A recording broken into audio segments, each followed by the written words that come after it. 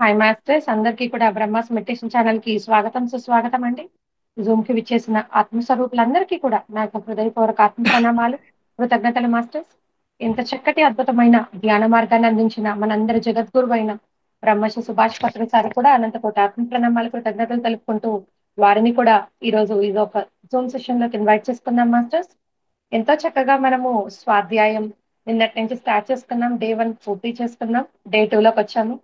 చక్కగా మనము సీతాయనమన బుక్ ద్వారా మనం చక్కటి జ్ఞానం అంటే ఆ- అంటే అక్కడ ఆ సమక్షంలో ఉండుండొచ్చు వేరే రూపాల్లో, కానీ మనము విని ఆ కథని ఆ ఒక ఊహతో మనము మా కను ముందు అక్కడ మనం దర్శించుకుంటూ ఉన్నాం మాస్టర్స్. ఈ రోజు డే 2 లో సీతాయనం బుక్స్ స్వాధ్యాయంలో భాగంగా మనకి ఆ చక్కటి జ్ఞానాన్ని అందించడానికి మనతో పాటు లలిత మేడం గారు ఖమ్మం నుంచి మనకు జూమ్ సెషన్ కి విచ్చేసి ఉన్నారు మాస్టర్స్. మేడం, ముందుగా మీకు బ్రహ్మాస్ మెడిటేషన్ ఛానల్ కి స్వాగతం సుస్వాగతం madam. Thank you so much. Over to you madam. Thank you అమ్మా. మరి ముందుగా మనందరి గురువుగారైన బ్రహ్మర్షి సుభాష్ పత్రిజీకి నా ఆత్మపూర్వక ధ్యాన సాష్టాంగ వందనాలు తెలియజేసుకుంటూ, మరి అలాగే ఈ బ్రహ్మాస్ మెడిటేషన్ వాళ్ళకి కూడా, మన ఛానల్ వాళ్ళకి కూడా, మరి మేడంకి, సవితా మేడంకి, అందరికీ కూడా, మరి ఇంకా ఎవరైతే ఇక్కడ వీక్షిస్తున్నారో యూట్యూబ్లో కానీ లైవ్లో కానీ ఎవరైతే వీక్షిస్తూ వింటున్నారో వాళ్ళందరికీ కూడా నా కృతజ్ఞతలు, ధన్యవాదాలు. మరి ఇంకా ఆలస్యం చేయకుండా మనం ఈ సెషన్లోకి వెళ్ళిపోదాం. అయితే ముందుగా అసలు ఈ ఈ గ్రంథరాజం వల్ల మనకి ఏం ఉపయోగమో చెప్పుకుందాం. దీని గురించి వచ్చే లాభం ఏంటంటే, ఈ ప్రపంచానికి మరింత శాంతియుతంగా, ప్రపంచాన్ని మరింతగా శాంతియుతంగా చేయడానికంట ప్రయత్నిస్తున్న మహిళలకు, ఈ ప్రపంచాన్ని మరింత శాంతియుతంగా చేయడానికి ప్రయత్నిస్తున్న మహిళలందరికీ కూడా ఎక్కడ ఉన్నా వారి సాధికారత కోసం, అంటే సాధికారత అంటే అధికారము అంటారు కదా, అధికారము అంటే అది ఒక రకమైన ప్రాపంచికమైన అధికారం అనుకోవచ్చు. ఇది లోక కళ్యాణం కోసం సాధికారత అన్నారు. అందుకే వాళ్ళందరి కోసం అందజేయబడుతుందంట. ఎవరి కోసం? ప్రపంచాన్ని మరింత శాంతియుతంగా చేయడానికి ప్రయత్నిస్తున్న మహిళలు ఎక్కడ ఉన్నా వారి సాధికారత కోసం అందజేయబడుతుందంట. మరి ఇంకా నందప్రసాద్ సార్ తెలుసు కదా మనందరికి, పత్రి సారు యొక్క ముఖ్య శిష్యుడు. బ్రహ్మం గారి దగ్గర సిద్ధప్ప ఎలాగో అలాంటి ఆయన అన్నమాట. ఆయన ముందుగా ఆయన వెళ్ళిపోయారు, తర్వాత గురువు గారు వెళ్ళారు ఆయన వెనకాల, మరి ఆ లోకంలో ఉన్నారు. ఆ నందప్రసాద్ సార్ ఏం చెప్తున్నారంటే, ఫస్ట్ మళ్ళీ పత్రి సార్ యొక్క అభిప్రాయం సార్ చెప్పుకుందాం. యుగాల నాటి యథార్థ రామాయణం బయటకు వచ్చిందంట. అసలైన రామాయణం యథార్థంగా బయటకు వచ్చిందంట. శ్రీరామచంద్రుని పట్ల ఉన్న అపవాదులు తొలగిపోయాయంట. ఈ సీతాయనం ఎప్పుడైతే బాహ్యంలోకి వచ్చిందో, ఆవిర్భవించిందో, అసలు ఆ శ్రీరామచంద్రుని పట్ల ఉన్న అపవాదులన్నీ తొలగిపోయినాయంట. సీతాదేవి యొక్క మహా సందేశం, మహా సాహసం, మరి అసలైన జీవిత అనుభవాలను గ్రంథస్థం చేసిన డీనా మెరియం గారికి నా అభినందనలు అని ప్రపంచవ్యాప్తంగా ఉన్న తెలుగు వారందరికీ ఈ మహాగ్రంథము ఆధ్యాత్మిక మహా కరదీపిక అవుగాక. కరదీపిక అంటే, కరము అంటే చెయ్యి, ఆ చేతిలోని ఒక దీపంలాగా అవ్వాలి ఈ బుక్ ప్రపంచంలోని అందరికీ అని పత్రి సారు దీవిస్తున్నారు మనల్ని. మరి అలాగే నందప్రసాద్ సార్ ఏమంటున్నారంటే, ఈ సీతాయనం ఒక మహా అద్భుతం అంటున్నారు ఆయన. శ్రీమద్ రామాయణంలో సీతమ్మ తల్లి యొక్క, శ్రీరామరాజ్య స్థాపనలో సీతమ్మ తల్లి యొక్క యుక్తి, ప్రతి పురుషుని జీవితం పరిపూర్ణం కావడానికి స్త్రీమూర్తి యొక్క త్యాగము, ధర్మము, సాహసము, సహవాసము యొక్క ముఖ్యమైన విలువలు తేటతల్లం చేసిన ఈ సీతాయనమే అసలు సిసలైన రామాయణం. ఈ మహాద్భుత గాథ రాకతో ఇక చతుర్విధ పురుషార్థాలు కూడా విరాజిల్లి ఈ భూమి మీద సత్యయుగం పునః ప్రతిష్ఠించబడుతుంది అని ఆశిస్తూ నందప్రసాద్ గారు తన అభిప్రాయాన్ని తెలియజేస్తున్నారు. మరి ఈ గ్రంథం యొక్క ముఖ్యమైన ఇదేంటో కూడా తెలుసుకున్నాము. అసలు ఈ గ్రంథరాజ్యం ఏంటంటే ఎలా వచ్చింది నిన్న మనం చెప్పుకున్నాం. అది కొంచెం గుర్తు చేసుకొని మళ్ళీ ముందుకెళ్దాం మనం. ఏంటంటే, డీనా మెరియం అనే ఒక ఆవిడ ఉంది ఫారెన్ లో. ఆవిడ టూర్ ఒక పెద్ద ఆధ్యాత్మిక సంస్థలు ఎన్నిటికో ఒక అధ్యక్షురాలు అనమాట. అలాంటి సమావేశాల్లో పాల్గొంటూ ఎన్నో అవార్డులు గెలుచుకున్నది అనమాట.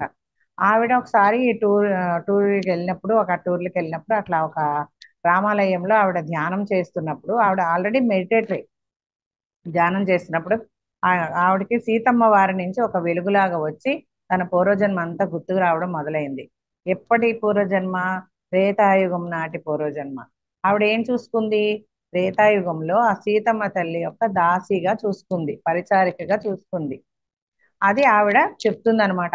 ఈ బుక్ లాగా రాయడం, మరి మన పత్రిసార్ మళ్ళీ తెలుగులోకి అనువదించడం మనకి మహద్భాగ్యంగా భావిస్తూ, మరి ఆవిడ ఏం చెప్తుందో నిన్నటి నుంచి కొనసాగింపు ఇవాళ కొనసాగిద్దాం. అయితే నిన్న తండ్రికి తనకి ఒక వాదన జరుగుతూ ఉంది కదా, అక్కడి నుంచి ఆవిడకి చాలా కోపం వచ్చిందంట. ఆ తండ్రి కూతుళ్ళు మాట్లాడుకోవడం మానేశారు. ఆ జన్మలో ఆవిడ పేరు మీనాక్షి. ఇప్పుడు డీనా మిరియం ఎవరైతే ఉన్నారో ఆ జన్మలో ఆవిడ పేరు మీనాక్షి అన్నమాట. ఆవిడ ఎక్కువ ఏం అంటున్నారంటే వాళ్ళ నాన్నగారు, అసలు పెళ్లి చేసుకునే ఇది లేదు మన వంశంలో, అసలు నువ్వు అలాంటి ఆలోచన పెట్టుకోకు, నువ్వు మంచి ఒక పరిచారికగా గుర్తింపు తెచ్చుకో, జనక మహారాజు గారు చాలా సహృదయులు, వాళ్ళను పని వాళ్ళలాగా చూడరు ఆయన, ఎలా చెయ్యాలో ఆయన చేసి చూపిస్తారు మనకి ఆ పనిని. అదంటే ఏంటి, తండ్రి ఎప్పుడు చూసినా అతని గురించే మాట్లాడతాడు, అందరితోనూ బాగానే ఉంటాడు, నన్నెందుకు ఇట్లా ఊరికి ఇలా ఉంటాడు అని చిన్నపిల్ల అనమాట, తనకి ఇంకా తెలియదు, 15 ఏళ్ళు ఇంకా లోపే ఉంటాయి. ఈ ఆ ఊరికే ఆ తండ్రి పట్ల కొంచెం అపార్థం చేసుకుంటూ ఉంటుంది ఆవిడ, ఆ మీనాక్షి అనే అమ్మాయి. అయితే అపార్థం చేసుకుంటూ ఉంటే కొన్ని రోజులుగా ఈ వాదాపదార్థాలు జరిగిన తర్వాత ఆవిడ కొంచెం తండ్రి కూతురు మాట్లాడుకోవట్లేదు. ఎప్పుడన్నా ఒక్కసారి అవసరమైతేనే మాట్లాడుకున్నారు. ఈ లోపు ఒక అదితి అనే ఆవిడ పరిచయం అయింది అనమాట. పరిచయం అయ్యి ఈవిడ్ని ఒక తల్లిలాగా లాలిస్తూ ఉంది. ఆ ఒక కొంచెం ఆమెకి ఒక ఊరట లభించింది అనమాట. అయితే ఒకసారి ధైర్యం చేసి, ఇంకా ఎన్ని రోజులని ఎలా ఆపుకుంటుంది తనలోని భావాలు బయట పెట్టకుండా, ఒకసారి ధైర్యం చేసి, ఎందుకు నాన్న నువ్వు అందరితో బాగానే ఉంటావు, నాతో ఎందుకు ఇట్లా ఉంటావు, ఇంత కఠినంగా ఎందుకు ప్రవర్తిస్తున్నావు అని అడిగినప్పుడు, అది కాదమ్మా అని తండ్రి ఏదో చెప్పబోతే ఈవిడ కొంచెం ఎదురు తిరుగుద్ది అనమాట. ఎదురు తిరిగితే ఇక ఆయన ఏం చేయాలి, జనక మహారాజు గారు అలా అమ్మని నువ్వు ఒక మంచి పరిచారిక అంటే ఆయన అప్పచెప్పిన పనులన్నీ ఈవిడ చేస్తుంది, కానీ ఆమెకు వేరే పని ఏదో చేయాలని ఉంది అనిపిస్తూ ఉంటది అనమాట. అయితే ఈవిడ ఉంది కదా అదితి, మా తను ఒక ఆవిడ పరిచయం ఉంది కదా, ఆవిడ తనతో పాటు వంట పనికి రమ్మంటది అనమాట. తను వంటలు చేస్తూ ఉంటది అక్కడ రాజ్యంలో. రమ్మంటే లేదు, మా నాన్నగారు నాకు అప్పచెప్పారు ఈ పని, నాకు ఇష్టం లేకపోయినా ఇదే చేస్తానని చెప్పి వాదిస్తూ ఒకసారి తండ్రితో బాగా వాదిస్తుంది అనమాట. వాదిస్తే ఇక తను ఏం చేస్తుందంటే, తండ్రి కొంచెం కఠినంగా మాట్లాడతాడు ఆ రోజు. ఇంకా తనకి బాగా బాధ అనిపించి ఏడుస్తూ ఆ గదిలోకి వెళ్ళిపోతుంది. మీ అమ్మ మీనాక్షి మీనాక్షి అని తండ్రి పిలిచినా కూడా నన్ను తను అపార్థం చేసుకుంది కదా, తండ్రి ఎందుకు నన్ను ఇలా చేస్తున్నాడు అని చెప్పి ఇంకా ఆ బాధలో ఆమె ఏం చేస్తుందంటే వెనక తిరిగి కూడా చూడకుండా బయటికి పారిపోతుంది. పారిపోయి అడవిలోకి అలా వెళ్ళిపోయి వెళ్ళిపోయి ఒక చెట్టు చాటనో నిలబడి ఉండిపోతుంది, అక్కడే ఉండిపోతుంది. రాత్రి అంతా తిరిగి రాదు. తన తండ్రి తన గురించి నెతుక్కుంటూ వస్తాడేమో, అప్పుడు తన మనసులో ఉన్నది ఖచ్చితంగా ఇంకా చెప్పాలి అని ఎదురు చూస్తుంది తను. తను రాలేదు. ఎవరో అలికిడి వినపడుతుంటే ఇంకా దాక్కోవడానికి ప్రయత్నం చేస్తాను అనమాట. అదితి వస్తుంది అనమాట. అప్పుడు వచ్చి అమ్మ మీనాక్షి ఏం చేస్తున్నావు అంటే, తన తండ్రి వచ్చాడేమో అనుకుంటుంది తను. తన తండ్రి రాలేదు. ఏమైంది, తన కంగారు చూసి ఏమైంది నాన్నగారికి, ఏమైంది నాన్నగారికి, నువ్వు ఇప్పుడు అవసరంగా రావాలమ్మా నాన్నగారి దగ్గరికి అంటే, ఏమైంది అంటే తన లోపల భయపడుతూ ఉంది. ఏమైందో నాన్నగారికి, ఈ అమ్మాయి చూస్తే కంగారుగా ఉంది, ఏమైంది నాన్నగారికి అని భయపడుతూ ఉంది. నువ్వు అవసరంగా రామ్మా, నాన్నగారు పడిపోయారు ఆ అనేసరికి ఇంక ఏమైంది, బాగానే ఉన్నారు కదా, నాన్నగారికి ఏం అవ్వలేదు కదా అంటే ఆవిడ ఏడుస్తా ఉంటుంది అనమాట. ఆ వార్త చెప్పడానికి వచ్చిన అతిథి ఏడుస్తుంటే ఈమెకి ఏదో కొంచెం గుండెల్లో గుబులా అనిపిస్తుంది అనమాట.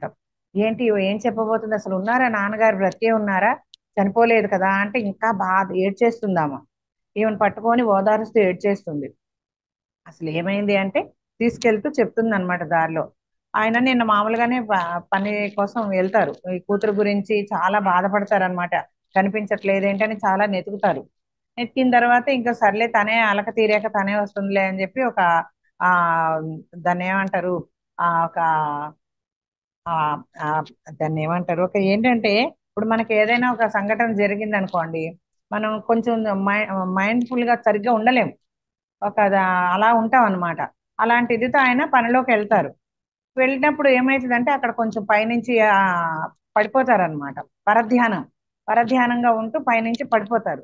పడిపోయేసరికి తీసుకొని వచ్చి ఇంటికి తీసుకొస్తారనమాట. ఇంటికి తీసుకొచ్చేసరికి ఆయన చనిపోతాడు. అది విషయం చెప్తే ఇంకా తను బాగా బాధపడుతుంది అనమాట. అయ్యో నా వల్లే కదా నాన్నగారికి ఇలా అయిపోయింది, నేను ఇలా రాకుండా ఉండాల్సింది అని చాలా ఏడుస్తుంది మీనాక్షి. ఏడిస్తే అప్పుడు అడుగుతుంది అనమాట, మన జనక మహారాజు అంటే ఆయన జనక మహారాజు గారు వస్తారు, అవన్నీ చేస్తారు, అన్ని అయిపోతాయి. ఆయన శవదహనం అంతా అయిపోతుంది అనమాట. ఒక్కటిగా ఒంటరిగా మిగిలిపోతుంది.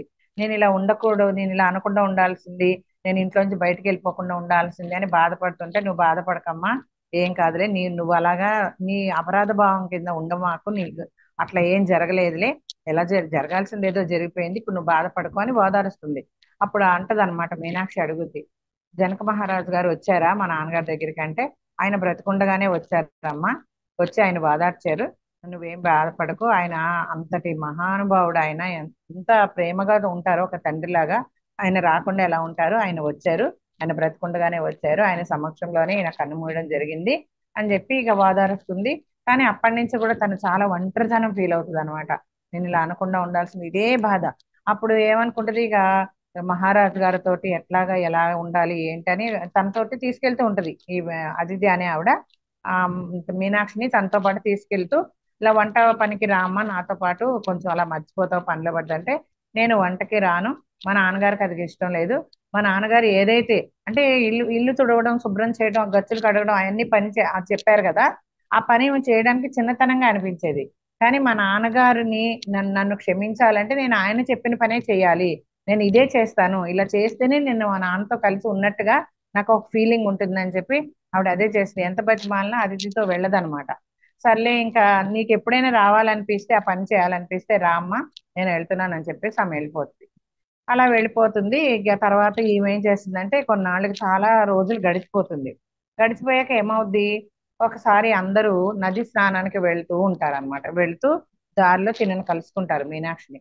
కలుసుకొని నువ్వు కూడా మాతో రావచ్చు కదా అని పిలుస్తారు. తనకి వెళ్ళాలనే ఉంటుంది కానీ తండ్రి ఎప్పుడు నువ్వు ఒంటరిగానే ఉండాలి, నలుగురితో కలవద్దు, ఆ పెళ్లి అనేది మనకు కలిసి రాలేదు, ఇలాంటివన్నీ చెప్పేవాడు కదా.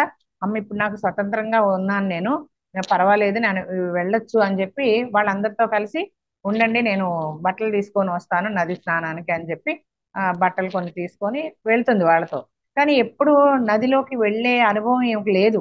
అది వెళ్ళినట్టు కానీ అసలు నది నది అప్పుడే ఫస్ట్ టైం చూడటం అనమాట. వాళ్ళ ఫ్రెండ్స్ అందరూ ముందే దిగిపోతారు, నదిలోకి దిగిపోతారు. తను భయపడుతూ భయపడుతూ ఒక్కొక్క మెట్టు దిగుతూ ఆ నీళ్ల చల్లదనం తగిలేసరికి ఒక్కసారే చాలా ఆనందిస్తుంది అనమాట. అబ్బా ఎంత హాయిగా ఉంది ఈ నది నీళ్ళలో దిగితే అని చెప్పి అట్లా కొంచెం వాళ్ళందరూ అప్పటికే నడుం లోతులోకి వెళ్ళిపోతారు అందరూ. ఈ అమ్మాయి చిన్నగా వెళుతూ ఎంతో స్వేచ్ఛ వచ్చేసినట్టు తనకి ఫీల్ అవుతుంది అనమాట. ఫీల్ అయ్యి అలా వెళ్తూ ఉంటే అందరూ అప్పటికి స్నానం చేసి బట్టలు ఉతికేసుకొని వెళ్ళిపోతూ ఉంటారు. వెళ్ళిపోతే మేము నీ గురించి ఎదురు చూస్తున్నా, నువ్వు కూడా వస్తావా మీనాక్షి అని అడిగినప్పుడు ఆమె ఏం చెప్తుందంటే, మళ్ళీ వాళ్ళకి పనికి లేట్ అయింది కదా, తిన కూడా లేట్ చేస్తే, వచ్చేస్తున్నాను ఆగండి అని అంటుంది అనమాట. అని ఈమె కొంచెం ఆ నదితో ఇంకా కొంచెం అనుబంధంగా అలా ఉండేసరికి వాళ్ళు వెళ్ళిపోతారు. వెళ్ళిపోయి ఈమె వెళ్ళిపోదాం అనుకునే లోపల బాగా తెలియకుండానే తనకి కొంచెం నది మధ్యలోకి వెళ్ళిపోతుంది అనమాట. ఇంకా లోతుకి వెళ్ళిపోద్ది. లోతుకి వెళ్ళిపోయి వెనక్కి తిరిగేసరికి వాళ్ళందరూ వెళ్ళిపోతారు. ఇదేంటి నేను ఇట్లా వెళ్ళిపోయి నేను రావడానికి ప్రయత్నించేసరికి ఎదురు వస్తుంది అనమాట. నది ప్రవాహానికి ఎదురుగా ఉంది ఈ అమ్మాయి. ఇంకా ఏం చేస్తుంది, ఒక పెద్ద అలలాగా వచ్చి తనని సుడిగుండం తీసుకెళ్ళిపోతూ ఉంటది నది. అంటే తనకి తలకు చుట్టుకునే గుడ్డ ఏదైతే ఉందో అది కొట్టుకుపోతూ ఉంటది నదిలో. అది తీసుకోవడానికి ఈమె నదిలో వెళ్ళిపోతూ ఉంటది అనమాట. తనకి అప్పుడే అనిపిస్తుంది చాలా దూరం వెళ్ళి, ఇదేంటి నేను చాలా నదిలోకి ఇంత దూరం వచ్చేసాను, ఇప్పుడు ఎలా బయటపడాలి అనుకునేలోగా ఒక పెద్ద అలలాంటిది వచ్చి తన లోపలికి లాగేస్తుంది. ఆ నది లోపలికి వెళ్ళిపోద్ది ఈ అమ్మాయి. వెళ్ళిపోయేసరికి చాలాసేపు భయపడుతుంది. తర్వాత ఇంకా లాభం లేదు, ఇక నా పని అయిపోయింది అనుకొని, సరే నేను ఈ ప్రాణాలు అర్పించడానికి సిద్ధంగా ఉన్నాను నదీమాత, నన్ను నీలో కలిపేసుకో అని అంటుంది. అలా అన్నప్పుడు ఒక్కసారి ఆ ప్రవాహం ఆగిపోవడము, దీనిని నదీమాత పైకి తీసుకురావడం జరుగుద్ది. ఆవిడ కొంచెం నదీమాత అలా పైకి తీసుకొచ్చిన తర్వాత గట్టి ఎక్కుతూ ఇలా చూసేసరికి అక్కడ జనక మహారాజు ఉంటారు. అంటే ఆయన ఏం చేశాడంటే నదీమ తల్లితో మాట్లాడి, ఆ బిడ్డకి ఏమీ అపకారం చేయొద్దు, ఆమెను బయటకు తీసుకురా అని చెప్పి ధ్యానం చేస్తాడనమాట. ఆ నది ఆయన మాట విని ఆ అమ్మాయిని బయటకు తీసుకొస్తుంది. అది జరిగిందని ఈమె గ్రహించుకుంటది, ఈమె కనిపిస్తుంది, తెలుస్తుంది అనమాట. తెలిసిన తర్వాత ఎంతో కృతజ్ఞతతోటి తన అభిప్రాయాన్ని వెల్లడి చేస్తుంది. అప్పుడు ఎంతో సానుభూతిగా ఆయన తెచ్చిన బట్టలు అవి ఆమెకి ఇచ్చి, ఏం పర్వాలేదు రామ్మ అని చెప్పి తీసుకెళ్తాడు అనమాట. ఇంత దయగల తండ్రి మన జనక మహారాజు, అందుకే నాన్నగారు ఇంత ఇదిగా ఉండేవారు ఆయనతోటి అని చెప్పి అప్పటి నుంచి కొంచెం ఆ చిన్న పని పెద్ద పని అనుకోకుండా అన్ని చక్కగా చేస్తూ అలా ఉంటూ ఉంటుంది అనమాట. అట్లా ఉన్నప్పుడు ఇప్పుడు మనం ఎక్కడికి వచ్చామంటే సీతమ్మ వారి ఆగమనం అన్నమాట. ఈరోజు సీతమ్మ వారి ఆగమనానికి వచ్చాం. ఇక్కడ ఏంటంటే ఆ రాజ్యంలో వర్షాలు పడవన్నమాట. చాలా కరువు కాటకాలు సంభవిస్తాయి, బీడుబారిపోతాయి అన్నమాట భూములన్నీ, ఆహారానికి కూడా కొరత వస్తుంది. ఈ జనక మహారాజు కూడా చాలా ఉపవాసాలు ఉంటాడు ప్రజలతో పాటు, ఎప్పుడూ లేనంత కొరత వస్తుంది అనమాట. అయితే ఆయన ధ్యానం చేస్తూ ఉంటాడు, అందరితో పాటు ప్రార్థనలు ధ్యానము చేస్తూ ఉంటాడు ఆయన, జనక మహారాజు కూడా. అంతలో ఈ విషయం తెలుసుకొని దశరథ మహారాజు వస్తాడనమాట. వచ్చి వాళ్ళకి సహాయం చేస్తాను అన్నప్పుడు ఎంతో కృతజ్ఞతతోటి ఈ జనక మహారాజు, మేమేమి ఇవ్వకుండానే మీరు ఇస్తానంటున్నారు, మేమేమి ఇవ్వకుండా నాకు తీసుకోవటం ఇష్టం లేదు మహారాజా, మీ గురించి చాలా కృతజ్ఞతలు, నన్ను మన్నించండి, నేను తీసుకోలేను మీ సహాయాన్ని అంటే. అప్పుడు ఆయన అంటాడు, దశరథ మహారాజు ఏమంటాడంటే, ఒక పని చేయండి, మీరు ఊరికే తీసుకోవద్దు, మీ రాజ్యంలోని ప్రజల్ని మా దగ్గరికి పనికి పంపించండి, ఆ విధంగా మీరు తీసుకోవచ్చు అని అంటే ఎంతో సంతోషించి ఆయన సహాయాన్ని తీసుకుంటాడు అనమాట. అంటే ఇది నాంది అనమాట. ఏంటంటే అక్కడ వాళ్ళు ఇక్కడికి ఏదో ఇవ్వాలి, మన నుంచి ఏదో ఇవ్వబోతున్నాము అని ఈ జనక మహారాజుకి ముందే తెలిసిపోద్ది అనమాట. తెలిసిపోయి ఈయన ఏం చేస్తాడంటే ఒకసారి మహారాణి దగ్గరికి వెళ్ళి, సునైన అని అనుకున్నాం కదా ఆవిడ పేరు, ఆవిడ దగ్గరికి వెళ్ళి, నేను ఆ ఏదైతే బీడు భూములు ఉన్నాయో, ఎక్కడైతే ఒక పంటలు పండని వానలు పడకుండా బీడు వారిపోయిన భూమి ఉందో అక్కడికి నేను ధ్యానం చేయడానికి వెళ్తున్నాను, నువ్వు కూడా వస్తావా మహారాణి అని అంటాడు. ఇదేంటి ఎప్పుడు ఇలా అనలేదు, ఎందుకు పిలుస్తున్నారో, మన కుమార్తె కోసం పిలుస్తున్నాను అంటాడు. పిల్లలు లేరు వాళ్ళకి, వయసు అయిపోతుంది, ముసలి వాళ్ళు అయిపోతున్నారు, కానీ పిల్లలు లేరు. మన కుమార్తె కోసం వెళ్తున్నాను అనేసరికి ఆవిడకి ఆనందంతో సరే నేను వస్తాను అని చెప్పి రథం ఎక్కి కూర్చుంటది అనమాట. ఈయన అన్నాడంటే అది జరుగుద్ది, అంటే ధ్యానంలో ఆయనకి ఏదో అనుభవం వచ్చింది అని ఆవిడకి అర్థమవుతుంది. మన కుమార్తె కోసం వెళ్తున్నాను ధ్యానం చేయడానికి అనగానే సంతోషంగా వస్తుంది అనమాట. అప్పుడు ఏమవుతుందంటే అక్కడ ఒక బాగా బీటలు వారిపోయిన భూమి దగ్గర కూర్చొని ఆయన ధ్యానం చేస్తూ ఉంటాడు. మహారాణి కూడా ఆయనతో పాటు ధ్యానం చేస్తూ ఉంటది. అయితే ఆవిడకి ఇంతలో ఒక మహా ఋషి వస్తాడనమాట, ఒక ఆయన వచ్చి ఆయనతో అంటాడు, మహారాజా, ఎవరైనా మగ సంతానం ఒక వారసుడు కావాలని అనుకుంటారు కదా, మీకు మగ పిల్లల్ని అడగకుండా నా కుమార్తె కోసం ధ్యానం చేస్తున్నాను అంటున్నారు, కుమార్తెని ఎందుకు అనుకుంటున్నారు అని అంటే, అప్పుడు చెప్తాడనమాట జనక మహారాజు ఏమంటాడంటే, పిల్లలు పుట్టవచ్చు, వెళ్ళిపోవచ్చు, కానీ ఒక ప్రకృతి మాత కావాలి, ఒక స్త్రీ శక్తి కావాలి ఈ భూమికి. మామూలుగా పుట్టే పిల్లలు కాదు, ఉండొచ్చు వెళ్ళిపోవచ్చు, మనం ఉండొచ్చు, మేము ఉండొచ్చు వెళ్ళిపోవచ్చు, కానీ భూమితో పాటు అనుసంధానమైన ఒక ప్రకృతి మాత కావాలి. ఇక్కడ ప్రకృతిని సంరక్షించడానికి, భూమిని రక్షించడానికి, ఇక్కడ నన్ను మహారాణిని చూసుకోవడానికే కాదు, ప్రజలందరినీ చూసుకోవాలి, ఈ భూమిని అంతా కాపాడాలి, అలాంటి ఒక దేవత నాకు కావాలి, అందుకని నేను కుమార్తె కావాలి అనుకుని ఇప్పుడు స్త్రీ శక్తి అవసరము అని చెప్పి ఆయన చెప్తాడనమాట. చెప్పి ఆయన ధ్యానంలో కూర్చుండిపోతాడు. ధ్యానంలో కూర్చున్నప్పుడు మహారాణి కూడా ధ్యానంలో కూర్చుంటది. ఇద్దరు అలా ధ్యానం చేస్తుంటే ఈ మహారాణికి ధ్యానంలో పసిపాప ఏడుపు వినపడుతుంది అనమాట. అది ఎంత మధురంగా ఉందంటే ఆవిడ కళ్ళు తెరిచి చూసి మహారాజును కూడా లేపుతుంది.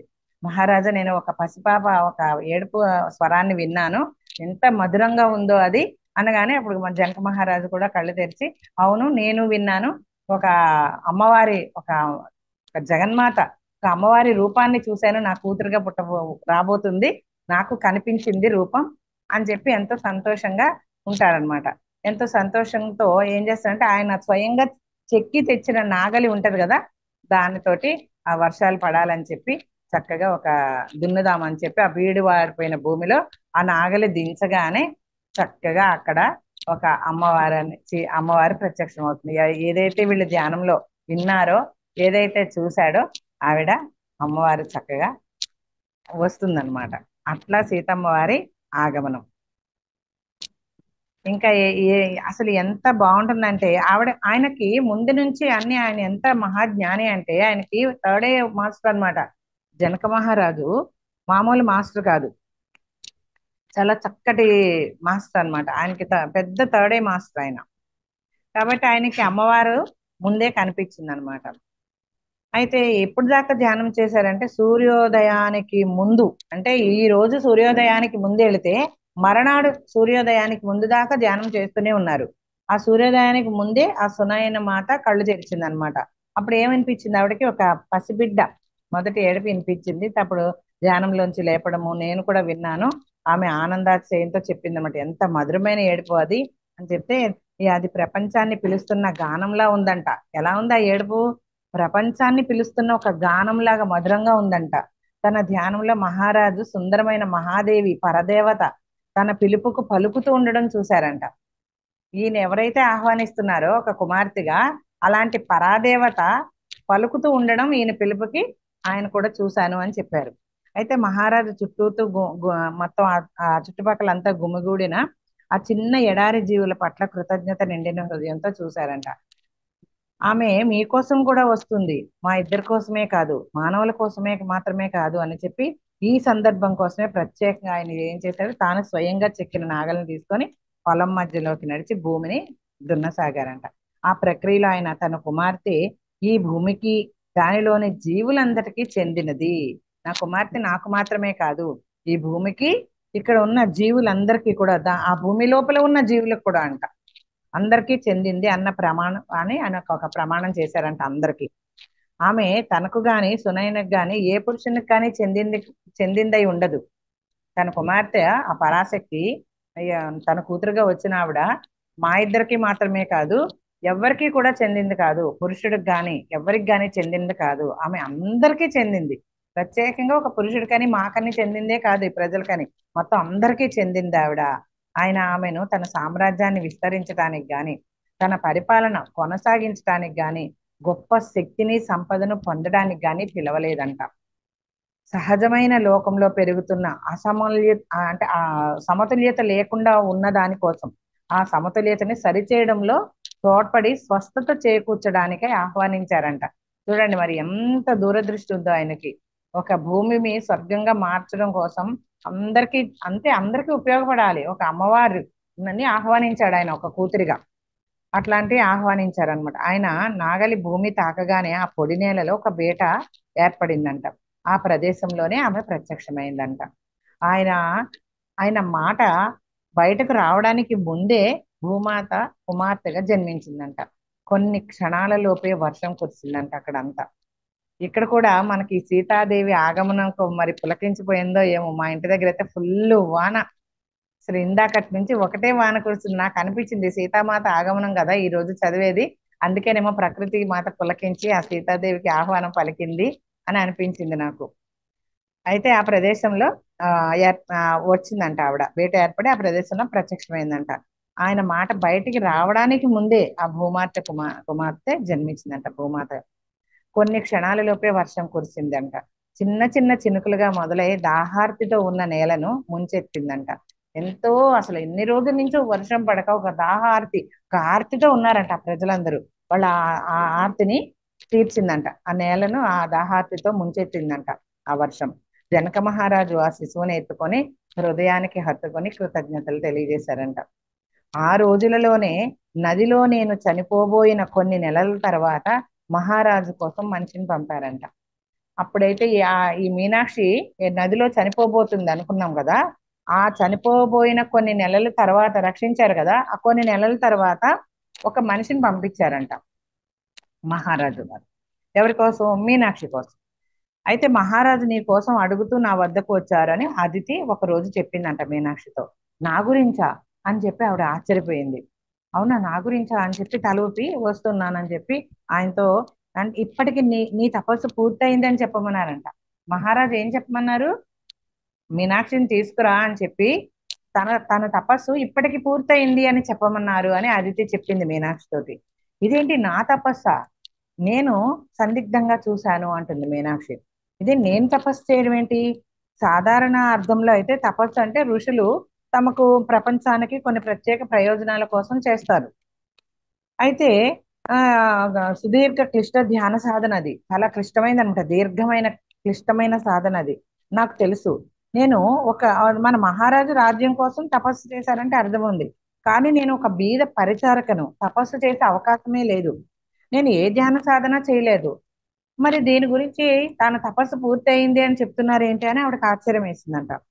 ఆమె మళ్ళీ తలూపిందంట. మీనాక్షి, నువ్వు అనేక ఇబ్బందులు ఎదుర్కొన్నావు. నీ తండ్రి మరణించిన నాటి నుంచి నీ కష్టం నాకు తెలుసు. ఇప్పుడు అది నీకు ఉపయోగపడటాన్ని నేను చూస్తున్నాను. నీ కష్టం, నీ తండ్రి ఉన్నప్పుడు, నీ చిన్నప్పటి నుంచి నువ్వు పడ్డని కష్టం నేను చూస్తున్నాను. అది ఇప్పటికీ ఉపశమనం ఉంటుందని, నేను ఉపయోగపడ్డాన్ని నేను చూస్తున్నాను అని ఆదిత్య చెప్తుంది. ఆయన ఇప్పుడు నీకు మహారాణి సేవకురాలిగా బాధ్యతను అప్పచెప్పారు. అంటే ఇది సీతమ్మ వారి పుట్టక ముందు ఆవిడ నదిలో మునిగిపోయి చనిపోవడానికి మధ్యలో జరిగిన సంఘటన అన్నమాట ఇది. ఆవిడ మీనాక్షి చెప్తున్నారు, నీకు మహారాణికి సేవకురాలిగా బాధ్యతలు అప్పగించారు. ఇది కూడా కొంతకాలమే. ఆ తర్వాత నీకు ఇంకో బాధ్యత అప్పచెప్పబడుతుంది అని చెప్తుందంట. ఎవరు? అతిథి మీనాక్షి తోటి. నాకేమీ అర్థం కావడం లేదు అని గొణిగిందంట తను. ఇప్పుడున్న స్థితి పట్ల నేను సంపూర్ణ సంతృప్తితో ఉన్నానని నీకు తెలుసు కదా, మరి నాకు ఇంకేమైనా కావాలని నేను అనుకోవడం లేదు. వాస్తవానికి మహారాజు మహారాణులతో ప్రత్యక్షంగా మెలిగే స్థాయికి మారడం నాకు భయంగా ఉంది. వాళ్ళతో కలిసి ప్రత్యక్షంగా వాళ్ళ సమక్షంలో మసలడం అనే దాన్ని ఊహించుకుంటేనే నాకు భయంగా ఉంది అని అంటుంది ఆవిడ. ఈ పరివారపు కృత్యాలతో వారి కంట పడకుండా పని చేసుకోవటమే నాకు హాయిగా ఉంది. ఈ పరిచారికగా వాళ్ళ కంట పడకుండా ఇలా పని చేసుకోవటమే నాకు చాలా హాయిగా ఉంది. నాకు వాళ్ళ సమక్షంలో పని చేయడానికి వెళ్ళడానికి భయంగా ఉంది అని చెప్తుంది మీనాక్షి.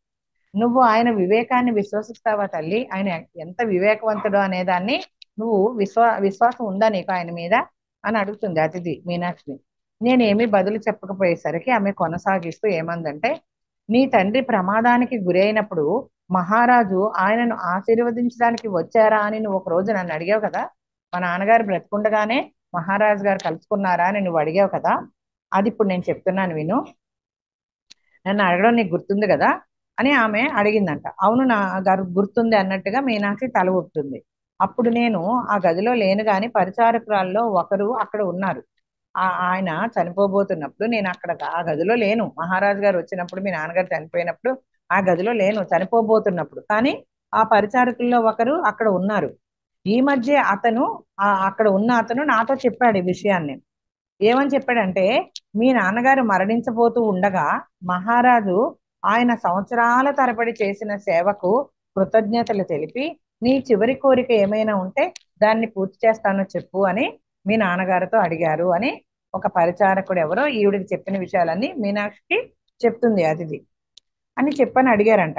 అప్పుడు ఆయన ఆ మీనాక్షి తండ్రి చివరి కోరిక నువ్వు నేను తెలుసుకోవాలని కోరుకుంటున్నాను, నీ చివరి కోరిక ఏంటో అని చెప్పినప్పుడు ఈ మీనాక్షి తండ్రి ఏమన్నారంట, చేతులు జోడించి, తన జీవితాంతం వరకు కూడా మహారాజు నిన్ను చూడాలని, అంటే తన అంటే తన కూతుర్ని అనమాట, జీవితాంతం తన కూతుర్ని చూడాలి, మీరే చూడాలి నా కూతుర్ని, మీ నీ యొక్క దురదృష్టాలలో నిన్ను రక్షించాలి, నీకు ఏవైతే దురదృష్టాలని నువ్వు అనుకుంటున్నావో వాటి నుంచి నిన్ను రక్షించాలి అని మీ నాన్నగారు కోరుకున్నారు, అభ్యర్థించాడని ఆ పరిచారకుడు నాతో చెప్పాడు అని అతిథి చెప్తుంది.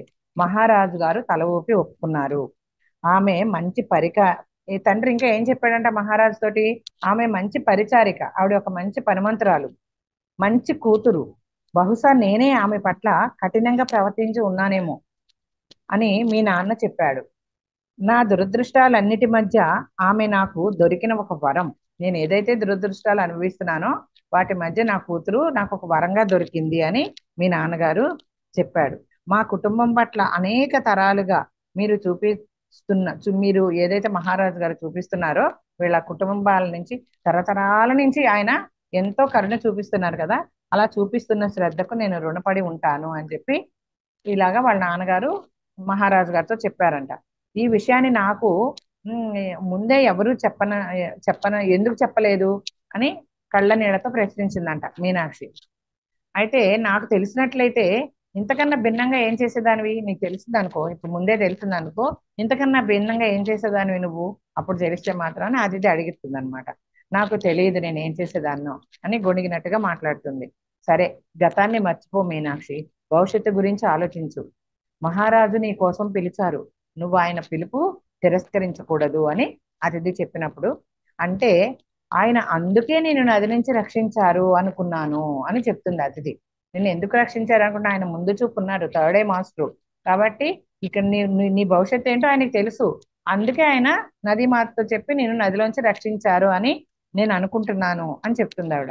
అనేక సంవత్సరాల తర్వాత కూడా ఆయన నా తండ్రికి, ఇన్ని సంవత్సరాలు అయిపోయింది తండ్రి చనిపోయి, ఈవిడ కొంచెం పెద్దదైంది అనమాట, ఇన్ని సంవత్సరాలు అనేక సంవత్సరాల తర్వాత కూడా ఆయన నా తండ్రికి ఇచ్చిన మాటను కట్టుబడి ఉండడం నన్ను కదిల్చి వేసింది అని మీనాక్షి అనుకుంటుంది.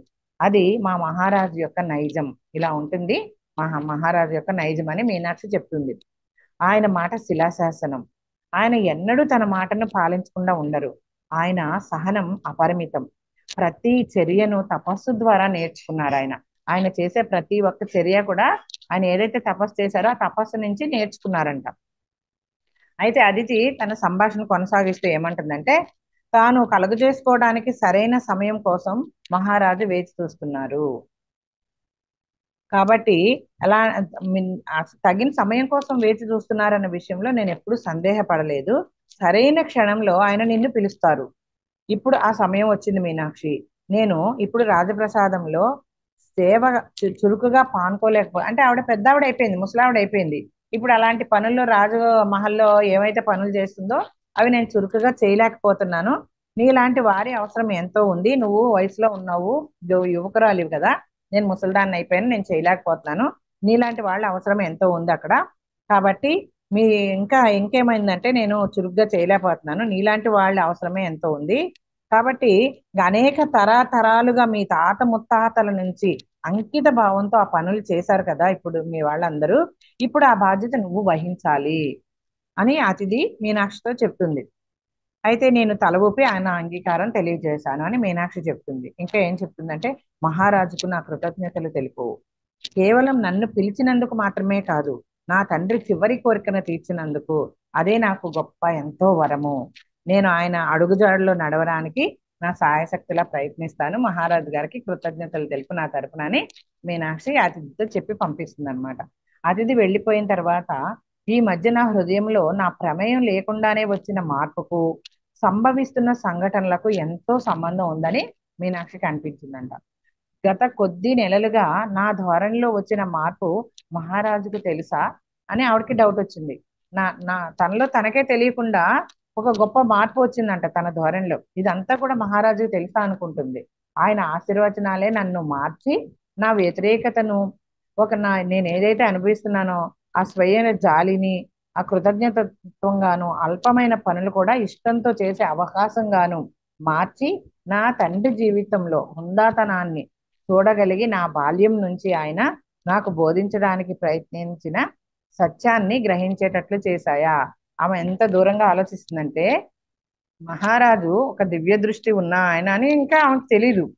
ఆయన ఎంతో దూరదృష్టి కలవాడు కాబట్టే నాలోని మార్పుని ఆయన గ్రహించాడా. నేను ఇలాంటి పనులు చక్కగా మహారాణి గారికి సేవకురాలుగా ఉంటాను అని ఆయనకి ముందే తెలిసిందా. అందుకే నాలో సహజంగా ఈ మధ్య కొంతకాలంగా ఆవిడ తనలోని గొప్ప మార్పు గమనిస్తుందంట తన ధోరణిలో. ఇదంతా ముందే మహారాజు గారికి తెలుసా అని తనలో తను ఇలా అనుకుంటూ ఉందన్నమాట. మా రాజ్యంలో హుందాతనం అనేది అత్యంత విలువైన లక్షణము. విదేహ రాజ్యంలో మా జీవితాలు చాలా సాధారణంగా, మా అవసరాలు కోరికలు చాలా తక్కువగా ఉన్నప్పటికీ మేము ఈ సామాన్యతని హుందాతనాన్ని రూపంగా చూసేవాళ్ళంట. దానికి కారణం ప్రకృతికి రాజ్యంలోని ప్రజలందరికీ మేము ఇచ్చే గౌరవమే. ఎవరు ఏది ఎక్కువగా తీసుకోరు, మిగిలిన వారికి లేకుండా చేయరు. అలా చేయడం మేము సహించం. తల్లిదండ్రులను కోల్పోయిన ప్రతి బిడ్డ సంరక్షించబడుతూ ఉంది. వృద్ధులు గౌరవించబడతారు. ప్రజల మధ్య నమ్మక ద్రోహం అనేదే ఉండదు. ప్రతి వారికి సమానమైన గౌరవం, ఆదరం, రక్షణ అందించబడతాయి. మహారాజు ఒక సమాజం ఐక్యతతో ఉండాలంటే మినహాయింపులు ఏమీ లేకుండా ప్రతి వారు రక్షించబడాలి అని అర్థం చేసుకున్నారంట. అందుకే మమ్మల్ని దురదృష్టం చుట్టముట్టినప్పుడు మా కుటుంబం రక్షించబడింది. ఇంత దయాదృష్టి గలవారు కాబట్టే రాజ్యంలో ఇలాంటివన్నీ కూడా మహారాజు చేస్తున్నారు. అందుకే మా కుటుంబం కూడా ఈ దురదృష్టం అన్ని చుట్టముట్టినప్పుడు రక్షించబడింది అని ఈవిడ గ్రహించాను అని మీనాక్షి చెప్తుందనమాట. మా సమాజంలో ప్రతి ఒక్కరము ప్రకృతి లయలను అర్థం చేసుకొని సహజ చక్రాలకు అనుగుణంగా జీవిస్తూ ఉండేవాళ్ళంట. మాకు ప్రకృతి నియమాలు పవిత్రమైనవే కాక మా సమృద్ధికి మూలాలు. ఎప్పుడైతే ఈ ప్రకృతి ఒక లయం వస్తూ ఉంటది కదా, ఆ ప్రకృతి లయలను అర్థం చేసుకున్నారంట వీళ్ళు. అలాగే ఈ సహజ చక్రాలకి, మనలో ఏమైతే చక్రాలు, ఆ 7 చక్రాలు ఉంటాయో ఆ సహజ చక్రాలు ఎలా అయితే పనిచేస్తున్నాయో వాటికి అనుగుణంగా, ఆ చక్రాలు సహజంగా ఎలా పనిచేస్తే వాటికి అనుగుణంగా జీవించేవాళ్ళంట. మాకు ప్రకృతి నియమాలు పవిత్రమైనవే కాక మా సమృద్ధికి మూలాలు అవే అని మీనాక్షి చెప్తుంది. ఇంకా ఏం చెప్తుందంటే, మా సంపద మా ప్రకృతి వనరుల మీద మాత్రమే కాక మా మహారాజు వివేక వనరుల పైన కూడా ఆధారపడి ఉంది. మా ప్రకృతి వనరుల మీదే కాకుండా మా మహారాజు యొక్క వివేక వనరులు అంటాం. ఆవిడ వనరులతో పోల్చింది ఆయన వివేకాన్ని. అంటే వనరులు అంటే మనకి అవసరాలు అన్నమాట.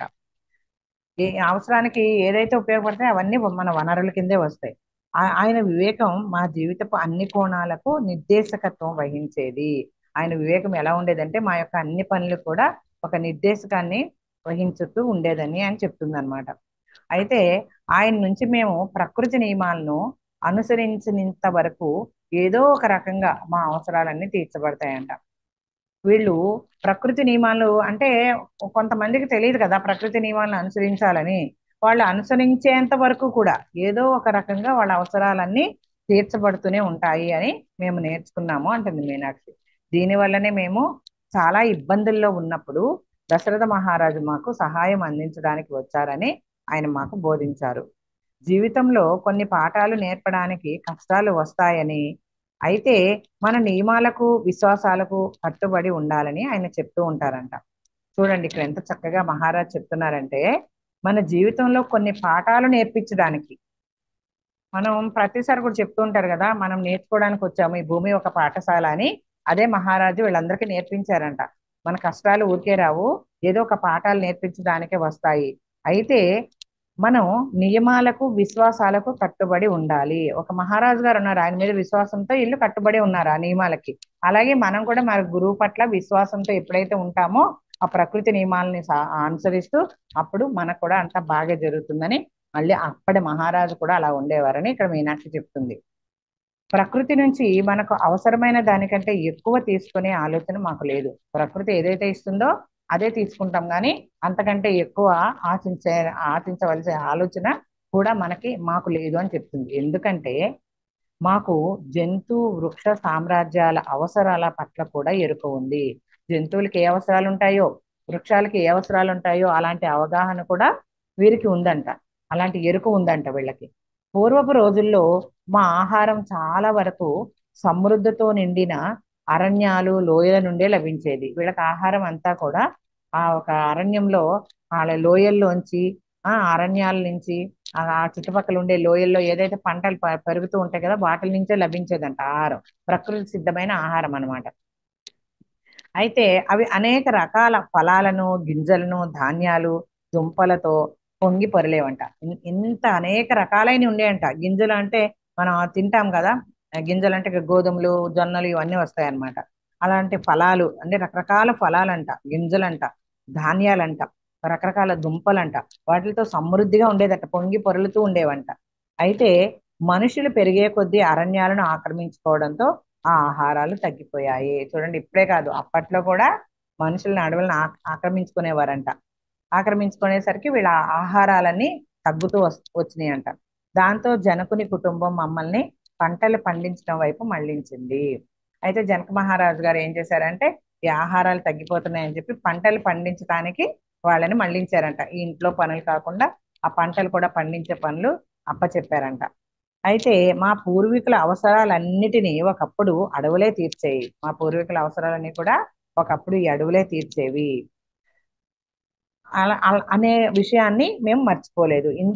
ఇలాంటి పరిస్థితి ఏర్పడినా కూడా ఒకప్పుడు ప్రకృతి మా అవసరాలు అన్ని తీర్చేది అని చెప్పి వాళ్ళు మర్చిపోలేదు అని మీనాక్షి చెప్తుంది అనమాట. మేము ఆ విషయం ఏమీ మర్చిపోలేదు, అలాంటి మర్చిపోలేము కూడా అని చెప్తుంది ఈవిడ.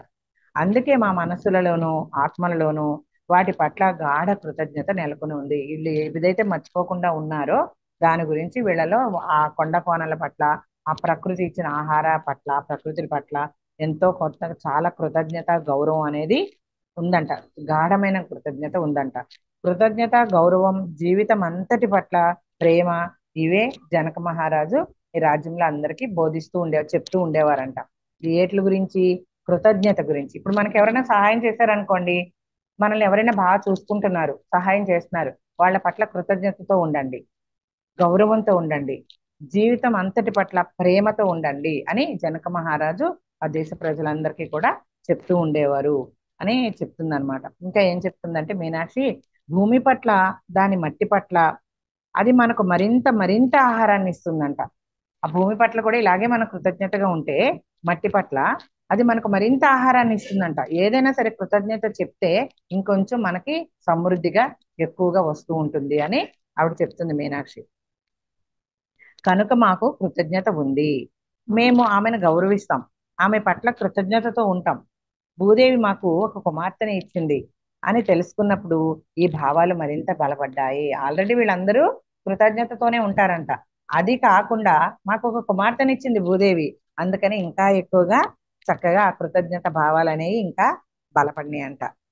అయితే ఆమె ఈ విదేహ సామ్రాజ్యాన్ని ఆమె ఈ విదేహ సామ్రాజ్యాన్ని రక్షించడమే కాక మొత్తం ప్రకృతి సమతుల్యతను తిరిగి తేవడంలో తోడ్పడే గొప్ప బహుమతిని అందించింది.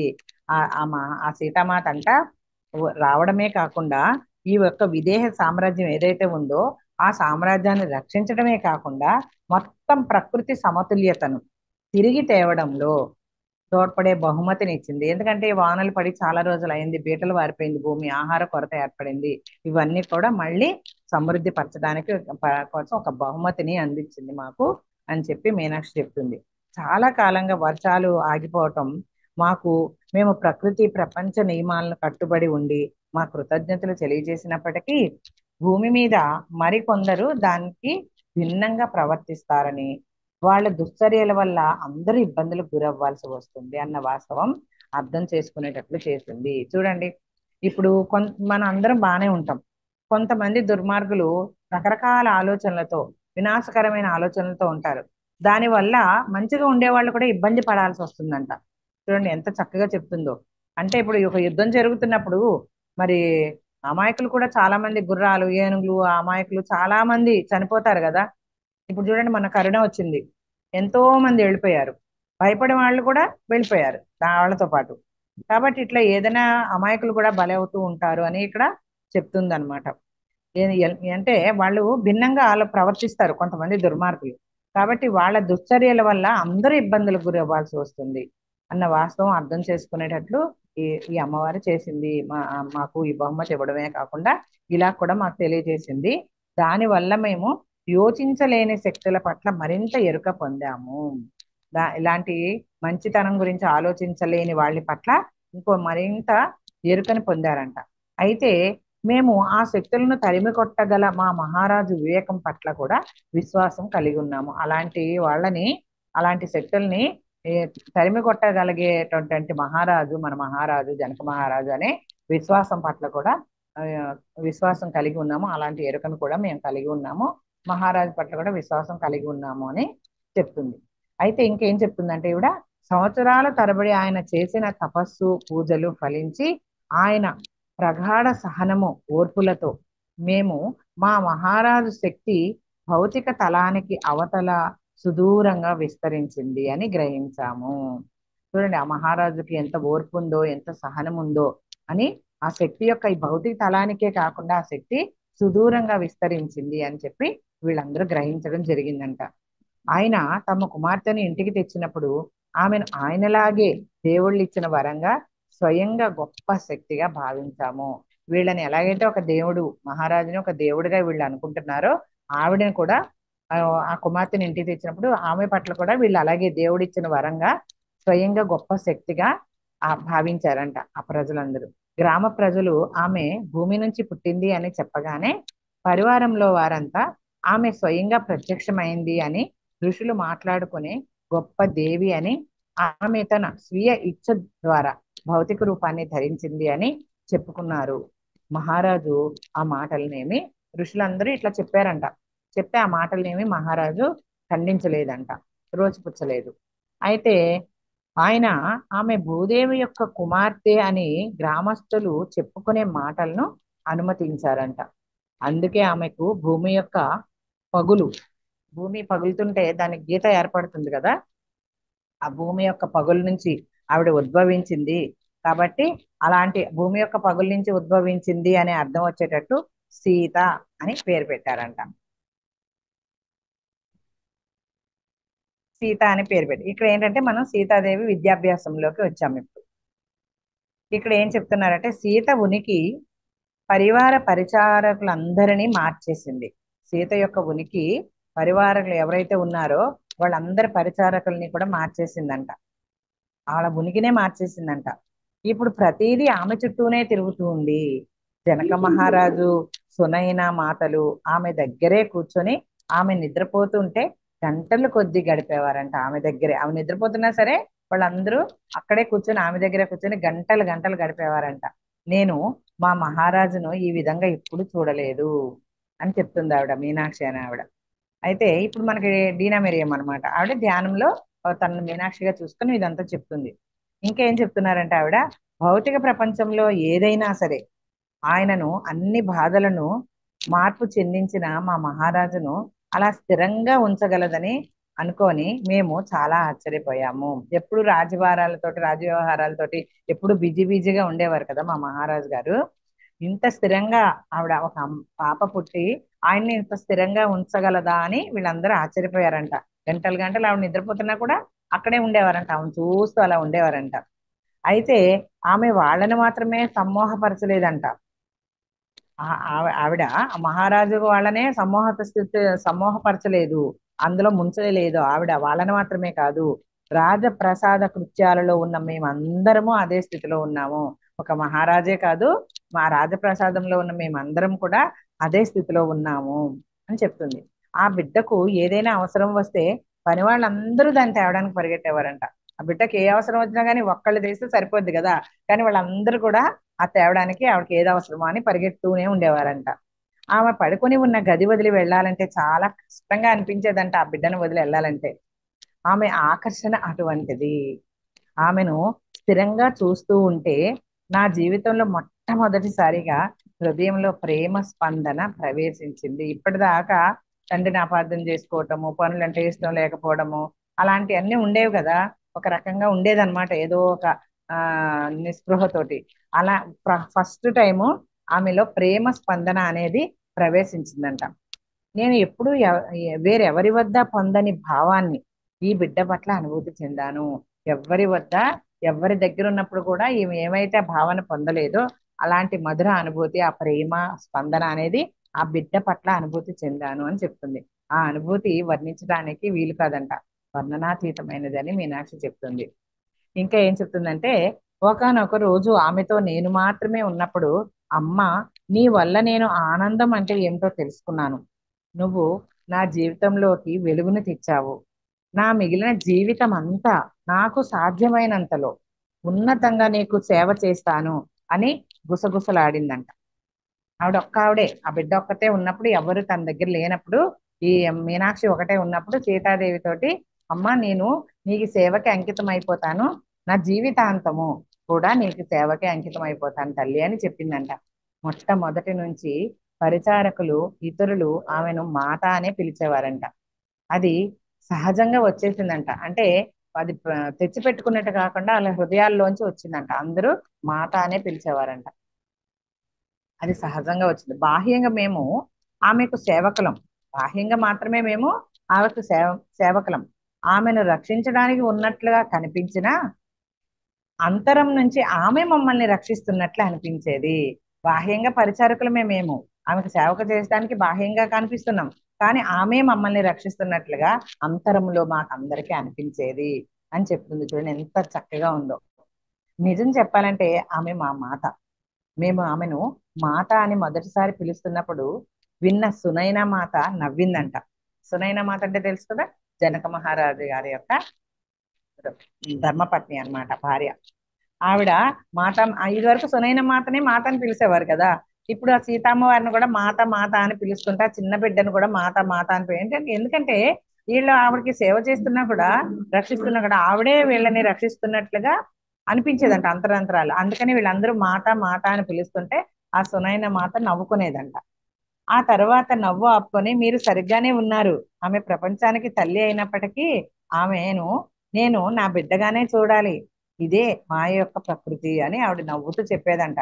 మీరందరూ మాత అని పిలుస్తున్నా కూడా మరి మీరు సరిగ్గానే ఉన్నారు, ప్రపంచానికి తల్లే ఆమె అయినప్పటికీ ఆమెను నా బిడ్డగానే నేను చూడాలి, ఇదే మాయ యొక్క ప్రకృతి అని సునైన మాత చెప్తూ ఉందంట. సీత వచ్చిన చాలా నెలల వరకు మహారాజు చుట్టుపక్కల ప్రాంతాలకు తప్ప రాజప్రసాదం విడిచి వెళ్ళేవారు కాదు. ఆ చుట్టుపక్కల ప్రాంతాలకు మాత్రమే వెళ్ళేవారంట ఆవిడ పుట్టినప్పటి నుంచి. ఇవి ఎక్కడికి సుదూర ఋషులను దర్శించే ప్రయాణాలు కొంతకాలం ఆగిపోయాయి. ఎంతో దూరం వెళ్ళిపోతూ ఉండేవారు, అసలు రాజ్యంలో ఉండేవారు కాదు అని చెప్పుకున్నాం కదా. ఎక్కువ ఉండేవారు కాదంట, సుదూరంగా తపస్సు చేసుకోవడానికో ఋషుల్ని మునుల్ని కలుసుకోవడానికో వెళ్ళిపోయారంట జనక మహారాజు. కానీ ఈ బిడ్డ పుట్టినప్పటి నుంచి మాత్రము ఆమె దగ్గరే ఎక్కువ కాలం గడుపుతున్నారంట. సుదూర ప్రయాణాలు, ఋషుల్ని కలవడాలు కొంతకాలం ఆగిపోయినాయి అంట. అయితే సీతకు సంవత్సరం నిండే నాటికి ఒకానొక ఋషి ఆహ్వానాన్ని మన్నించి ఆయనను దర్శించడానికి సిద్ధమయ్యారంట. సీతమ్మ వారు పుట్టిన ఒక సంవత్సరానికి ఒక ఋషి నుంచి ఆహ్వానం వచ్చిందంట జనక మహారాజుకి. ఆయన దర్శించడానికి సిద్ధమయ్యారంట వెళ్ళడానికి. సీతకు వీడ్కోలు చెప్పడానికి వచ్చారంట. సీతమ్మ వారి దగ్గరికి ఒక సంవత్సరం పాపకి వీడ్కోలు చెప్పడానికి వస్తే, నేను సునైన మాతతో పాటు అక్కడే ఉన్నాను, ఇదంతా నేను అక్కడే ఉన్నాను అని చెప్తుంది. ఆ జనక మహారాజు అక్కడ జరిగిన సంఘటనలు జరిగినప్పుడు నేను అక్కడే ఉన్నానని మీనాక్షి చెప్తుంది అనమాట. తాను వెళ్తున్న చోటు గురించి ఆయన సీతకు వివరించగా, సునైన మాత నా వైపు నవ్వుతూ, మహారాజు సీతతో ఆ పసిపిల్లతో పెద్దవాళ్ళతో మాట్లాడినట్టు మాట్లాడుతున్నారు అన్నట్లు చూసిందంట మీనాక్షి వైపు. అయితే ఆయన సెలవు తీసుకోవడానికి లేచేసరికి సీత ఆయనకు తన చేతులు ఇచ్చింది. సరే నాన్న, నేను వెళ్ళొస్తాను, ఋషి గారి నుంచి ఆహ్వానం వచ్చింది అనేదో పెద్ద పిల్లలతో చెప్పినప్పుడు, ఒక సంవత్సరం ఉన్న పాపతో చెప్పి ఆయన వెళ్ళిపోతున్నప్పుడు సీతాదేవికి ఆయన ఆ చేతులు అందించిందంట ఆయనకి. వా వాళ్ళ కళ్ళు కలిసాయంట. ఒక్క క్షణం పాటు ఆయన కదలలేదంట. చెయ్యి ఎప్పుడైతే ఇలా అందించిందో ఇద్దరు కళ్ళు కలుసుకున్నాయంట. ఆ తర్వాత ఒక్క క్షణం పాటు ఆయన కదలకుండా అలా నిలబడిపోయారంట. ఏం మాట్లాడలేదంట. ఆ తరువాత ఆమెకు బదిలిచ్చినట్లుగా, సరే నిన్ను కూడా నాతో తీసుకెళ్తాను అన్నారంట. ఆవిడ అంటే కళ్ళల్లో కళ్ళు పెట్టి ఇద్దరు ఒకసారి చూసుకోగానే ఆవిడ ఏం చెప్పాలనుకున్నది ఈ తండ్రికి అర్థమైపోయింది. సంవత్సరం పాప ఏం చెప్తుందో అనేది. సంవత్సరం పాపకి సరిగ్గా మాటలు కూడా రావు కదా, కళ్ళతోనే ఆయన ఆ కళ్ళు మాట్లాడుకున్నాయి అనమాట. కళ్ళల్లోంచే టెలిపతి ద్వారా ఆయనకు అందింది సీతమ్మ వారి యొక్క ఏమనుకుంటుందో. సరే నిన్ను కూడా, ఏం మాటలు లేవు అక్కడ, అలా చూసుకున్నారంటే క్షణం. అలా చూసుకొని నిన్ను కూడా నాతో తీసుకెళ్తాలే అమ్మా అని అన్నారంట. సునైన మాత వద్దు అనబోయిందంట. కానీ మహారాజు ఆమె పెదవులపై వేళ్ళు ఉంచారు. ఇట్లా ఆ సునైన మాత వద్దు అని చెప్పబోయేసరికి ఆ పెదవులపై ఇట్లా, అంటే ఏం మాట్లాడొద్దు నువ్వు అని ఆ పెదవులపై వేళ్ళు ఉంచారంట. ఆమె వస్తాను అంది, నేను ఆమెను కాదు అనలేను. అంటే ఆమె అంటే ఎవరు ఇక్కడ, సీతామాత అన్నమాట. వస్తాను అంది, నేను ఆమెని కాదనలేను అని చెప్పి, మీరు ఒక్కరే ఆమెను జాగ్రత్తగా చూసుకోలేరు, నేను చక్కగా చూసుకోగలను. ఆమెను చూసి ఆ ఆశ్రమంలో ఋషులంతా ఎంతో ఆనందిస్తారని నేను చక్కగా చెప్పగలను. మీరు ఆమెను తప్పకుండా తీసుకువెళ్ళేటట్లయితే మీనాక్షిని ఉషను కూడా మీతో తీసుకెళ్ళండి. మీరు సంవత్సరం పిల్లని ఏ తల్లైనా తీసుకెళ్తాను తండ్రి బయటకంటే ఒప్పుకోదు కదా. అక్కడ మళ్ళీ సుదూరంగా వెళ్తున్నాడు ఆయన, ఋషుల్ని ముల్ని కలుసుకోవడానికి ఏదో ఆహ్వానం మీద, ఒక రాజకార్యం మీద వెళ్తున్నాడు. మరి వాళ్ళందరూ ఏం చూసుకుంటారో లేదో అని మీతో పాటు బిడ్డను తీసుకెళ్ళండి, కానీ మీనాక్షిని ఉషను కూడా మీతో తీసుకెళ్ళండి అని ఉషా పరివార కృత్యాలను అంకిత భావంతో చేసే యువ పరిచారికంట. వాళ్ళ యొక్క ఆ చుట్టుపక్కల ఎవరికైతే ఏది అవసరం ఉందో అవన్నీ చాలా చురుగ్గా చేసే ఒక పరిచారిక అనమాట ఉష. ఆమె అప్పుడప్పుడు నా పనిలో నాకు సహాయం చేస్తూ ఉండేది. మీనాక్షి కూడా అప్పుడప్పుడు మీనాక్షికి పనిలో సహాయం చేస్తూ ఉండేదంట. మహారాజు నా వైపు చూసే, సరే మీనాక్షి, నువ్వు నాతో రా, ఉషకు కూడా చెప్పు అని అన్నారంట. అయితే నేను రాజప్రాసాదం వదిలి ఎప్పుడు ప్రయాణించలేదు. మీనాక్షి అసలు ఇల్లు కదిలి ఎక్కడికైనా వెళ్తే కదా, ఒకసారి నదిలో స్నానం చేయడానికి దిగితే అలా జరిగింది. అప్పటి నుంచి ఇంకా ఆవిడ ఎక్కడికి వెళ్ళలేదన్నమాట. అంతేకాదు ఏ ఋషి ఆశ్రమాన్ని కూడా నేను దర్శించలేదు. ఇదంతా నాకు ఒక సరికొత్త అనుభవం. ఆశ్రమం చేరడానికి ఆ పగలంతా పట్టింది. అయితే దారిలో మేము అనేక సార్లు ఆగాము. చాలా దూరం అడవి బాట అమ్మటు. అప్పుడు ఏముంటాయి, ఇలాంటి ట్రైన్లు బస్సులు ఇవన్నీ ఉండే కాలం కాదు కదా. అలా గుర్రాలు ఉంటాయి కదా, రాజుగారికి రథాలు అవన్నీ ఉంటాయి కదా, వాటిల్లోనే వెళ్తా ఉంటారనమాట. చాలా ఒక రోజంతా పట్టిద్దంట వెళ్ళడానికి. చాలా సార్లు ఆగారంట దారిలో. మహారాజు అటువంటి సందర్భాలను సమీప గ్రామ ప్రజలతో సంభాషించడానికి, వారితో కలిసి భోజనం చేయటానికి ఉపయోగించారంట.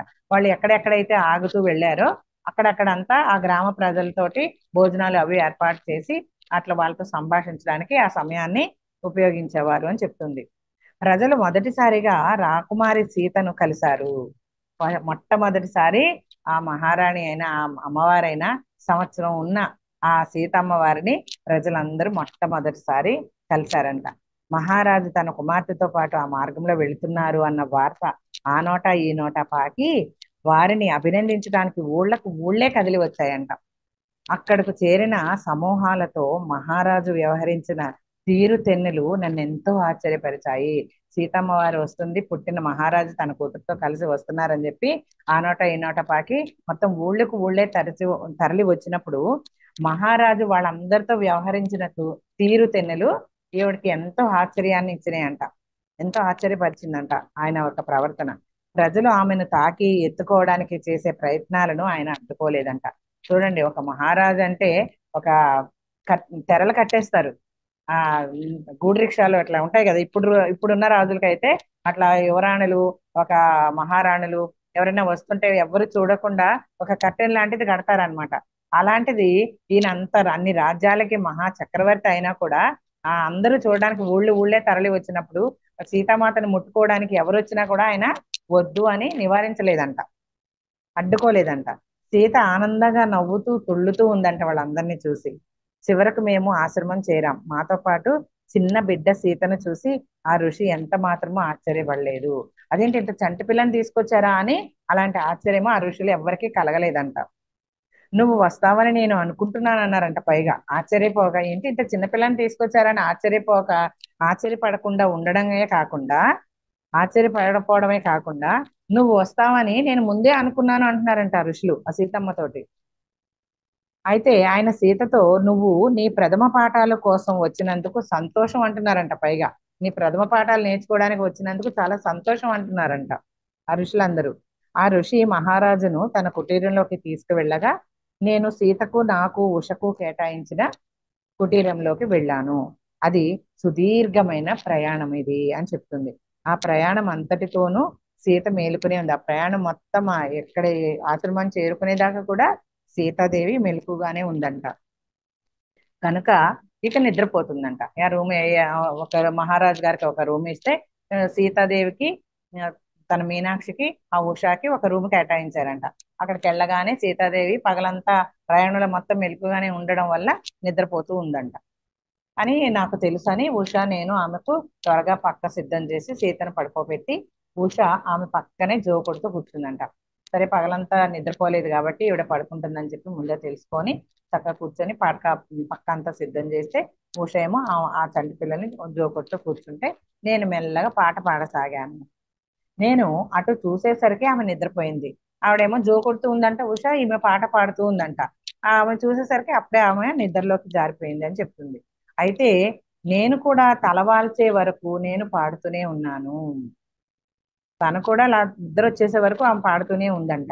కొంతసేపటి తర్వాత నేను ఉలిక్కిపడి లేచాను. నేను సీత పడుకున్న పక్క పైకి దొర్లాను. అయితే ఇప్పుడు గాఢంగా నిద్రిస్తున్న ఉష తప్ప అక్కడ సీత లేదు. ఆమె పక్క ఖాళీగా ఉంది. ఒక్కసారే ఉలిక్కిపడి మెలకు వచ్చిందంట. అలా పాట పాడుతూ పాడుతూనే మీనాక్షి నిద్రపోయింది. కొంతసేపటికి ఉలిక్కిపడి మెలకు వచ్చి చూసేసరికి ఉష ఒక్కతే నిద్రపోతుందంట. పక్కన పాప లేదంట. ఆ పక్క ఖాళీగా ఉందంట. మాత అంటూ నేను పలుమార్లు పిలిచాను. చాలా సార్లు మాత మాత అంటూ పిలిచిందంట మీనాక్షి. ఆమె కుటీరంలో లేదు. నా అరుపులకు ఉష నిద్ర లేచింది. మేమిద్దరం భయంగా బయటకు వెళ్ళాం. అది అర్ధరాత్రి. సీత ఎక్కువ దూరం వెళ్ళి ఉండదు అనుకుంటూ ఆ వాతావరణం అంతా వెతికాం. కానీ ఆమె ఎక్కడా కనబడలేదు. మహారాజు ఋషులు కూర్చున్న చోటు నుంచి పల్చటి కాంతి వెళ్ళిపడతాను. దూరంగా ఒక చోట మహారాజు ఆ ఋషులతో కలిపి కూర్చున్నారంట. అక్కడి నుంచి సన్నటి వెలుగు మాత్రమే కనపడుతుందంట వాళ్ళకి. ఆ అర్ధరాత్రి పూట సీత మాత్రం కనిపించలేదంట. మహారాజు ఆ కాంతి కనబడుతుంటే తను ఏం చేసిందంటే వారికి ఈ విషయం తెలియచేయాలని వాళ్ళకి మాట్లాడించాలి అనుకుందంట. మాట్లాడించాలంటే మరి వాళ్ళు ఒక మంచి సత్సంగంలో ఉండి ఉంటారు. మరి ఎలాగా అని సంకోచం ఉన్నప్పటికీ వేరే ఏం చేయాలో తెలియక ఉషని వెతుకుతూ ఉండమని చెప్పి నేను వారి కుటీరం వైపు నడిచాను. ఉష, నువ్వు సీతాదేవిని ఎత్తుకు, నేను వాళ్ళ దగ్గరికి వెళ్తాను, వాళ్ళతో చెప్తాను అని చెప్పి మహారాజు వైపు వెళ్ళిందంట ఈ అమ్మాయి. అని చెప్పి మహారాజు కుటీరం వైపు వెళ్ళిందంట. వాళ్ళు మహారాజు గారు ఋషులు ఉన్న కుటీరం వైపు. ఆ తలుపు కొంచెం తెరిచి ఉంది. నేను మహారాజు ఆ ఋషితో పాటు మరి కొందరు గాఢ ధ్యాన స్థితిలో కూర్చొని ఉండడం చూశాను. ఆవిడ మహారాజు ఋషులు ఉన్న కూర్చున్న చోటు నుంచి సన్నటి ఒక వెలుగు కనపడుతుంది కదా.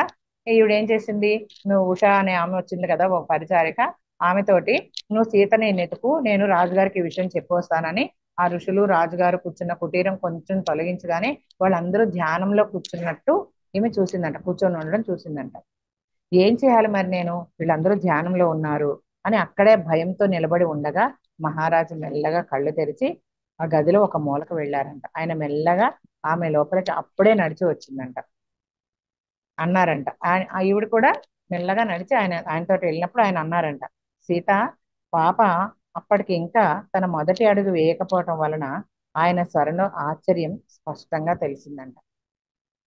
ఏం చేయాలనుకుంటూ ఈవిడ వెళితే అక్కడ భయంతో నిలబడి ఉండగానే ఏం చేయాలి, ఎలా లేపాలి, వీళ్ళు ధ్యానంలో కూర్చున్నారు కదా అని భయంగా నిలబడి ఉందంట ఒక పక్కన. అప్పుడు మహారాజా ఏం చేశారు, మెల్లగా కళ్ళు తెరిచి చూసి ఏం చేశారు, ఒక మూలకు వెళ్ళారంట. ఆయన మెల్లగా ఆమె లోపలికి అప్పుడే నడిచి వచ్చింది. అప్పుడు ఏం చెప్పారంట ఆయన, ఆమె మెల్లగా ఇప్పుడే నడిచి వచ్చింది అని చెప్పారంట. సీత, పాప ఇప్పటికీ ఇంకా తన మొదటి అడుగు వేయకపోవటం వలన ఆయన స్వరంలో ఆశ్చర్యం స్పష్టంగా కనపడింది. ఎందుకంటే ఇంకా మొదటి అడుగు కూడా వేయలేదు, అందుకని ఆయన చిన్నగా మాట్లాడారంట. ఖచ్చితంగా నేను సరిగ్గా వినలేదు అనుకుంటూ, నడిచిందా అని అడిగిందా, నేను విన్నానా లేదా, ఇంకా మొదటి అడుగు కూడా వేయలేదు కదా, చిన్నగా నడిచిందా అని చెప్పి ఆశ్చర్యంగా అడిగిందంట. ఆయన తల ఊపి ఆమెను అక్కడే ఉంచి వెళ్ళి పడుకో మీనాక్షి అన్నారంట. చూడండి, అర్ధరాత్రి పూట పాపని ఎత్తుక్కుంటూ నితకమని ఉషాకి చెప్పింది, ఈమెమో మహారాజు దగ్గరికి వచ్చింది. అక్కడ అందరూ ధ్యానంలో ఉన్నారు. ఎలా అడుగుదామా అని భయపడుతూ నుంచునేసరికి మహారాజుకి ధ్యానంలో అర్థమైపోయింది మీనాక్షి వచ్చినట్టు. మెల్లగా కళ్ళు తెరిచి ఒక మూలగా రమ్మని సైగ చేసి తను వెళ్ళాడు. ఈమె కూడా ఆయన వెనకాల వెళ్ళింది. వెళ్తే అక్కడ సీతాదేవి ఉంది. ఇప్పుడే వచ్చింది, మొదటి అడుగు వేసింది ఇప్పుడే అనేసరికి ఈమెకు ఆశ్చర్యం వేసింది. అంటే ఏంటి, నేను సరిగ్గా విన్నానా లేదా, మొదటి అడుగు వేసిద్దా అని చెప్తే ఆయన ఏమన్నారంట, నడిచిందా అని అడిగిందంట. ఆయన తల ఊపి ఆమెను ఇక్కడే ఉంచి వెళ్ళి పడుకో మీనాక్షి, అంతా సవ్యంగానే ఉందిలే అని చెప్పారంట. ఆ రాత్రి నుంచి సీత ప్రతి చోటకు నడుస్తూనే ఉందంట. తను ఊరికే కూర్చోకుండా అలా నడవగలిగిన సామర్థ్యానికి ఆమె ఎంతో మురిసిపోయేదంట. నేను గుర్తించే లోపే నడక మొదలు పెట్టేది. ఆమెను కనిపెట్టి ఉండడం నాకు చాలా కష్టమయ్యేది.